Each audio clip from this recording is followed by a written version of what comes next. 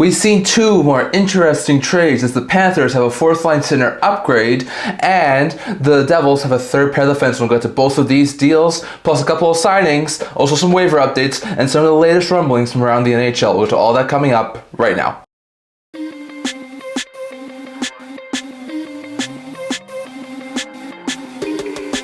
Hello everyone, welcome back to another video here at the End-to-End Hockey Channel. Now before we begin this video, don't forget to like this video and subscribe below. Thank you all your support. We know do love you guys, so if you haven't already, don't forget to subscribe button down below. Don't forget to comment down in the comment section below, so all that was discussed in today's video. We're going to get to all the news here, and don't forget to stay tuned for tomorrow's trade deadline live video around 11:30ish Mountain Time. I'll be doing a live trade deadline video, so don't forget to tune in. I'd love to see you guys comment in the comment section during that live stream, and what will your opinions be on those trades that we see tomorrow. So definitely don't forget to stay tuned. But in today's video, we've got some interesting stuff to talk about. So we're going to start off, as we usually do, by looking at some signings. We're going to start off with some of the signings that I missed from yesterday, as there were actually a couple of interesting ones. So first, Utah signed 3 of their pending UFAs to extensions. We had already talked about Ole Mata signing an extension in Utah. Well, 3 more of their pending UFAs have re-upped in Utah and will not be dealt at the trade deadline. That is Alex Kerfoot, Ian Cole, and Vejmelka. Now for Cole and Kerfoot, they're both 1-year deals. Kerfoot with 26 on my end-to-end hockey trade bait board. So I thought there was a very good chance that Kerfoot was going to get dealt. So he stays. 1 year at $3 million is not overly bad. He's a middle 6 forward, can be that sort of like jelly player. Can play up in the lineup, can play lower in the lineup, can play center, can play wing. Really, he's a guy who can really fit anywhere in that lineup. So 1 year at $3 million is not, I think, overly bad for Utah. They'll wait a year. They'll see how he does. Maybe he gets a couple of year extension down the road. Maybe he winds up leaving his UFA not this offseason but next offseason, so we're going to have to wait and see on that. But Kerfoot's a guy who can put you up between 30 and 35 points and be a serviceable middle 6 winger, so that's a really good pickup there. Ian Cole also gets a 1-year deal, capped at $2.8 million. It's a plus 35 contract, so bonuses make this a potential $3 million contract for Cole. Cole's a decent third pair defenseman. He was signed on a 1-year deal this year to provide some depth on that blue line, be a solid serviceable third pair defenseman, and he's done that to the extent where Utah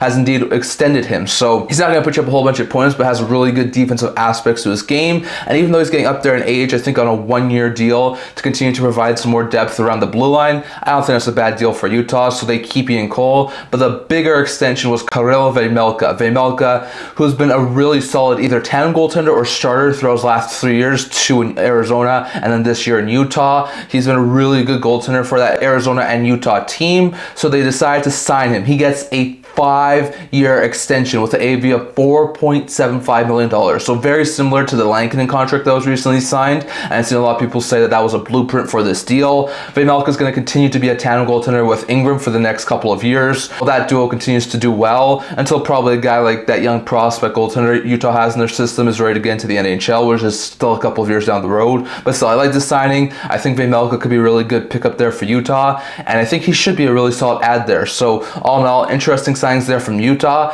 as they extended Vejmelka, who was 30th on my end-to-end hockey trade bait list, to a 5-year extension. They extended Ian Cole to a 1-year extension, and they signed Alex Kerfoot, who was 26th on my end-to-end hockey trade bait list, to a 1-year extension. So interesting note there. And then we also saw one other interesting signing from our past couple of days. Puljujarvi, who's been bouncing around over the past couple of years. Last year playing Pittsburgh. He started the season in Pittsburgh this year, but then had his contract terminated. Well, he's officially found a new home to play for the rest of this year, as the Florida Panthers have signed Puljujarvi to a 1-year 2-way contract to finish out the season with a league minimum cap it. So not too surprised there. Puljujarvi can be a decent bomb sticks guy. He was placed on waivers, so very likely chance he'll start at the AHL level and be a call-up option, but still, at least Puljujarvi has a contract and he will be able to finish out the season with an NHL team. So that's really good news there, and maybe that could be a gem find for the Florida Panthers in free agency. So interesting note there. And we saw 2 more signings earlier today, both lower-end ones. Austin Watson, who's played majority of this year in the AHL for the Detroit Red Wings, but can be a solid 4th line hard-hitting forward. It signed a 1-year extension in Detroit, league minimum AAV, to remain in the Red Wings organization. So interesting note there, but Watson's going to remain in the Red Wings organization beyond this year and will continue to be a solid call-up option for the rest of the season. Well, Cameron Hebig, who was an AHL player for the past couple of years, has signed a 1-year 2-way deal with the Utah Hockey Club to be with that team. Now, I think he's also been placed on waivers, so he has a very lucky chance to be sent down to the minors. So interesting note there. But Cameron Hebig has signed a 2-way contract and is now with the Utah Hockey Club organization. So interesting signs there as Utah signs Vejmelka, Cole, Hebig, and Kerfoot to new deals. Watson signs a new deal in Detroit, and Florida signs Puljujarvi to a new deal to finish up the season. So interesting note there. Next, we'll go over to a couple of waiver updates. Just a few that I want to touch on here in this video. We saw a couple of players we placed on waivers 2 days ago. And that was Cam Atkinson and Logan Brown in Tampa. Tampa was trying to clear some players off of their cap, send them to the minors. I thought there was a potentiality Atkinson could get claimed, but with Brown just signing a new deal and being a complete AHLer so far this year, I thought he was very likely to clear. Well, both did wind up clearing. Not too surprising, given the fact that Atkinson's still more of a veteran-y type guy who hasn't put up a whole bunch of points this year. So interesting note there, but both Bolts players were placed on waivers, and Atkinson and Logan Brown were cleared and are now sent to the AHL affiliate for Tampa. Then we saw yesterday 4 players we placed on waivers. That was Christian Fischer in Detroit, trying to free up a little bit of cap space. Oesterle in Boston, trying to free up a little bit of cap space. Vrana in Washington, and Puljujarvi, who we just talked about, signed a new deal in Florida. All 4 of those guys were placed on waivers to try and put them down to the minors. Fischer's a Saul Bomb 6'4", so I thought there was a potentiality he could get claimed. Oesterle has been an AHLer for most of the past couple of years, so I thought there was a very good chance he was going to wind up clearing. Vrana, I could have seen be claimed because he's a really skilled third-line forward, and I thought if he got a new opportunity elsewhere, he could produce really well. And Puljujarvi has been at the NHL level the past couple of years, so I thought there was a potentiality he could get claimed as well. So earlier today, we saw those players on waivers either be claimed or cleared. Puljujarvi was the only one who cleared, so Puljujarvi is now in the minors for the Florida Panthers, and who will await his next call-up option. But Vrana, who was in Washington, and Oesterle, who was in Boston, were both claimed by Nashville. We know the players are very likely going to sell a couple more pieces before this year's trade deadline. They needed some sort of stopgap hole cover options. So Oesterle, who can be a serviceable 6'7" defenseman, and Vrana, who can fin that bomb 6, both go to Nashville, so interesting note there. And the Columbus Blue Jackets claimed Christian Fischer on waivers from Detroit. So Fischer, like we talked about, really decent guy. He can be a solid bomb 6 forward. He won't put up a whole bunch of points, but he works well on the PK and things like that. So interesting note there for the waiver update portion of this video. But Christian Fischer's now in Columbus. Vrana and Oesterle are now in Nashville, and Puljujarvi sent to the minors for Florida. So interesting note there. And lastly, going over to a couple of trades before we just talk about a few rumors that I've been hearing. So first, we have 2 trades that we saw earlier today that involved these 2 teams. The first one was one that involved the Anaheim Ducks, and the trade is as follows. The Ducks have dealt Brian Dumoulin with 50% of his contract retained to the New Jersey Devils in exchange for Herman Traff, who's a prospect, and a conditional 2025 second round pick. So this is a very intriguing deal for the Devils.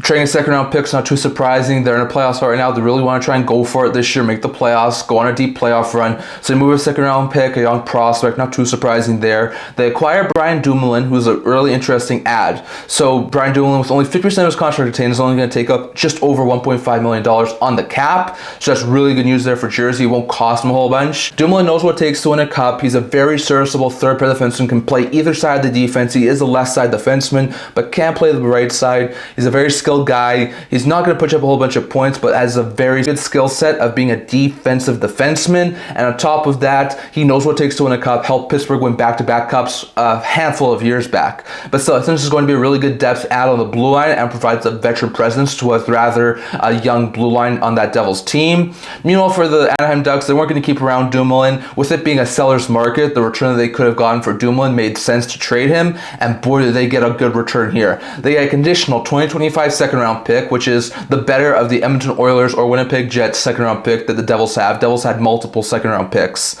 so they are going to get the better of the Jets or the Oilers. And they get prospect Traff Herman, who's a 2024 draft selection, a third round pick last year from the New Jersey Devils, currently playing over in the SHL, where he had 3 goals and 7 points in 25 games. He is a left winger. He's going to be eventually, I think, could fit in really well on our team's middle 6. So this is an interesting pickup there for the Ducks. I think long term could work out really well for them. So interesting out there. But the Devils have acquired some defensive help in Brian Dumoulin, and in exchange, the Ducks get a second round pick from either Edmonton or Winnipeg and Traff Herman. So interesting note there. And then we saw one other trade that involved the Sharks and the Panthers. Second trade in as many days that has involved both the Sharks and the Panthers. This one's a more simple one, and the trade is as follows.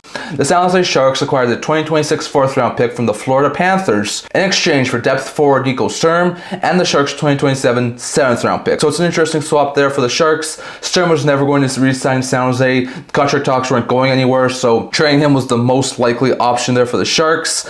they get to go up 3 rounds. They trade away a 7th round pick in 27, get a 4th round pick in 26, so a little bit of a higher draft pick there for the Sharks, so it made sense for them to do that. And next year, we don't know exactly what floor is going to be. That might be a mid-level draft pick, might be a late draft pick, not exactly sure, but it does help the Sharks gain a little bit more in the near future draft capital. Meanwhile, for the Florida Panthers, they get a draft pick in return, which is really good, so they don't lose much draft capital. It is a lower end pick, but they do get a 7th round pick in 2027, which isn't overly bad. And they get a young center in Nico Sturm. Sturm is 29 years old. He's a center. His faceoff percentage this year has been fantastic for the San Jose Sharks, so there's a very likely chance that he'll be a very great add on the 4th line for Florida. Has 7 goals and 13 points in 47 games this year, so I think this is going to be a really good pickup there for the Panthers and will really help that bottom 6 in Florida. So all in all, interesting trade here. But Nico Sturm and the 7th round pick have a move to Florida in exchange for a 4th round pick that goes to San Jose. So some interesting trades from the past couple of days. Just really quickly here, just some of the things I'm hearing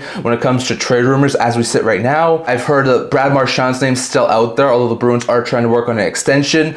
Don't count out the fact that the Bruins are still listening on offers for Marchand, so keep an eye on Marchand. It seems like the Canes are sort of feeling the waters when it comes to Mikko Rantanen. No guarantees he will stay, although it does seem like it's leaning that way, but they are trying to figure out what they could get for him, and they are open to having a sign-and trade where Rantanen signs the extension with the acquiring team, so we're going to have to wait and see on that. It sounds at this point in time the Islanders are more likely to keep their pending UFAs than trade them, which I think is a complete mistake if they do that. It still seems like they are on the table, but it just seems like it's less likely now, so we're going to have to wait and see on that. And when it comes to the San Jose Sharks, it seems like Kunin and Ferraro, the bottom 6 forward and the young blue liner, are still drawing a ton of interest in the market and very likely to get dealt in the very near future. So definitely keep your eye on those guys. By the time this video hits YouTube, it might be old news, but definitely if it's not, keep your eye on those guys leading into tomorrow's trade deadline. So definitely, I'll have your guys' thoughts on all of this down in the comment section below. Personally, I do think that the Panthers win the Sturm deal because they don't give up too much, and the Ducks win the Dumoulin deal because a 2nd round pick for Dumoulin is just outstanding piece of work. So all in all, that's my opinion on these trades. Let me know your guys' opinion on all those trades, plus the waiver updates, the signings, and all the other pieces of news that we talked about in this video. Definitely let me know your thoughts on all of that down in the comment section below. That's all I'm going to talk for today. Remember to like this video. If you'd like to subscribe below. Thank you for all your support. We know to without you guys. So if you haven't already, definitely subscribe button down below. Don't forget to comment down in the comment section below, so listing all those discussed in today's video. Also a blog, comment news, rumors, analysis, stuff like that. So check that out. You'll link that down in the description below. And kind of see you guys all for next video. See you guys soon.